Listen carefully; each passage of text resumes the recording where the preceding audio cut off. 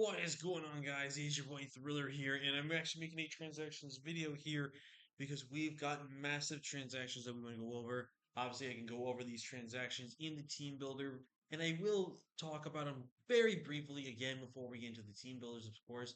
But I figured I'd make a proper video for this just because I want to make sure I get your guys' thoughts and opinions and break down these team matchups here more better for you.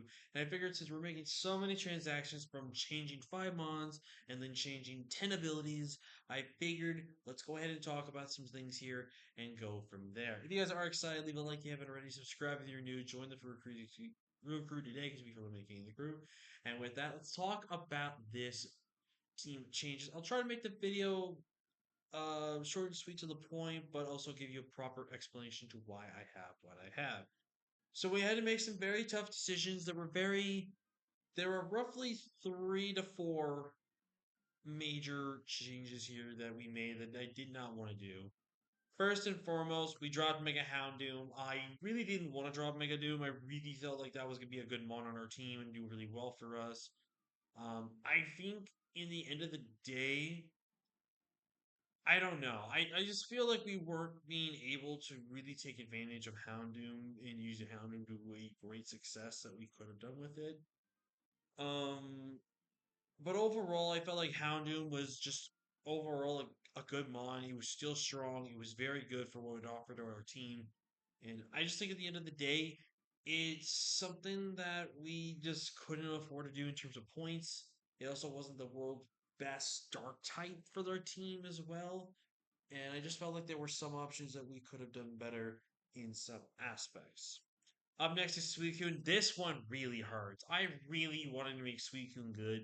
I'm very happy we at least used Suicune for a battle before we dropped it. I really felt like Suicune could have fit on the team, but based on everything I had and what I wanted to do with this team, I had to let Suicune go, unfortunately, which is our bulky water, which is really bad. But I think this is going to be the end of the world, not the end of the world decision right here. And I do think this is a better fit for our team for what we replaced Suicune with. But Suicune, god damn, I would really want this thing back. Now, if I remember correctly, I won't be allowed to get this Pokemon back in free agency because of the constant trades we do. So that means if we drop our waters and stuff like that, we gotta make sure we're replacing with something different. And unfortunately, we can never pick up Suicune again because obviously it would not make sense to bring back a Pokemon that you dropped. It wouldn't make any sense. So, Suicune, this is goodbye, and I'm really sad. Up next is Suian Braviary. Honestly, I'm not too mad that we dropped this, but at the same time, though, it was definitely a mon I really felt like could have really shined with that Life Orb build and could have played a lot here with. But I think it was just a Pokemon I think I didn't feel that confident with. I kind of grabbed it for being a fighting resist and a ground pseudo check as well. I just don't know if I was really feeling it on this team, and I was really thinking of any ideas to really use this Pokemon outside of a couple of things. I could maybe change some abilities here and there and done something like that, but I don't know. I wasn't feeling them on as much, and I think this is overall a better fit for us to not have on the team. Rodriguez, I'm actually going to be a little upset with because I actually loved Rodriguez. I definitely think when we talked about the change of making adaptability, it was really great. I think this was still going to be a really good mon. This had toxic spikes, that had stealth rocks for us. Overall, though, I just think this is going to be have to be the better choice here for us. I really felt like this could have been a Pokemon that really could have done some work for us if we had positioned better. So it is how it is. And I'm not gonna lie to you guys, I'm very sad we're dropping our boy Yeti, the Crabominal, man. I wanted Yeti to work. I really did. I got Yeti 1 kill. That's really what's gonna come down to all our hearts right there. But I really wanted Yeti to work, man. And I just unfortunately couldn't do it. Yeti will always be remembered for the rest of time, and I'm really looking forward to seeing what Yeti can do for us in the future of itself as well. But let's go ahead and talk about the replacements for these Pokemon.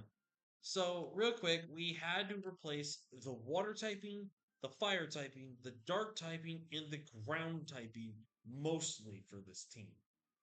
So let's just start with our team. So we dropped our 19 pointer, picked up a new 19 pointer. There was actually a couple of options I was looking at for a secondary mon, and I actually landed with Tornadus Theory, with Tornadus Incarnate. Now, I could have given this thing no guard, so Focus Blast could have been a guarantee hit. But no guard, I felt like was just a little too risky. Plus, with the abilities we went with, I think it matches it better here. But real quick, let's talk about this. This mon is insanely good. I have actually have had better success with this Pokemon over Torn T after one season where we landed, I think, like 5 or 6 focus like hurricanes in a row outside of rain. So I felt like this was a really good fit for us. So for the abilities I went with this Pokemon, I went with Drizzle as the first ability. Now, Drizzle obviously helps us give us 100% accurate Blink Wind Storms, but more importantly, gives us that absolutely 100% Hurricane. But what also it does is gives us Weather Ball, which essentially kind of acts like a second stab of some sorts. But there's a lot of great options here. We can go with bulk up variations, nasty plot variations, and just really be really good here in this matchup. I feel like there's so many good things we can use with this Pokemon that hit offensively really hard and take advantage of as well. And again, steel types are the only thing I really want to switch into. And even though we do have Drizzle, we can just go ahead and click on that powerful Focus Blast or Weather Ball into them and not give a damn. Obviously, electric types will be a little excuse me, a little problematic, but I feel confident with this Pokemon to do that. And the second ability that we gave it was Magic Guard. Now, Magic Guard's a great secondary ability with paired with the Life Orb because again, boosted Air Slash, boosted Hurricane, boosted Heat Waves, just boosted any offensive move we can go. This mon hits insanely hard. Also, not being impacted by Stealth Rocks is really great as well. And just overall, a super strong offensive duo here. And I think it's going to really provide some great offense for the team. So this was meant to give us a little bit more speed and a little more of an offensive threat on our team, so we can kind of put in some more work there and kind of use it from there. It also gave us a new U-turn mod, which we did pick up after dropping a potential U-turn in the Senior Braviary as well. Our next pick was our replacement water type in Starmie. And Starmie, I felt like actually was a great pickup here. Starmie is a really fast threat with base 115, which helps go from that 115 to 110 to 100 speed gap here, which gives us that elite speed, which is really great for this type of a format. Starmie also hits insanely hard, is really great Pokemon, gives us another option for rapid spin, amazing coverage options as well, which I think is also fantastic. Now, for the abilities on Starmie, I had a couple of options here, and one of the main abilities choices I decided to go was Primordial Seed. Now, if you guys don't know, Starmie does learn these moves. It's just not based on the context of it. But Starmie learns Thunder, and I felt like Thunder was a great option. It gives you now also each stronger Hydro Pump or Surf, Scald, whatever you may be. If I really wanted to go that route, I think it's insanely strong with that option to just be a water type and just be able to click a damn button in the matchup. I think it's a really good Pokemon for that. The other ability I actually went with was Neuroforce. Now, if you guys don't know what Neuroforce does, Neuroforce gives you a percentage increase on on your attack that is super effective against the opponent. So, for example, if I'm going for Hydro Pump against a Fire type, my Hydro Pump is now boosted by my ability and also potentially off of the fact that it's stab and potentially boost off the fact that I could be something like extra belt, life orb, or choice specs. Your super effective attacks against your opponent are going to do insane amounts of damage. Like this Pokemon is going to do really well for us. I think Neuroforce on this thing is going to do really well for us, and I'm really looking forward to see what potential Starmie brings to this team. I actually am very excited. It was kind of a water type I was actually looking at the beginning of the draft outside of Golisopod that I kind of wanted to have, but then I kind of just pivoted away the path when I picked up Suicune. Really regretting not getting the Golisopod. I'm telling you guys right now, I'm really regretting that, but still a super strong Pokemon and hits insanely hard. So I'm really looking for that.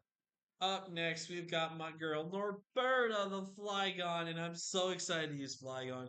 It's not the best ground type to really be a replacement for, but it gave us a typing that we did not have originally on the team, which was Dragon.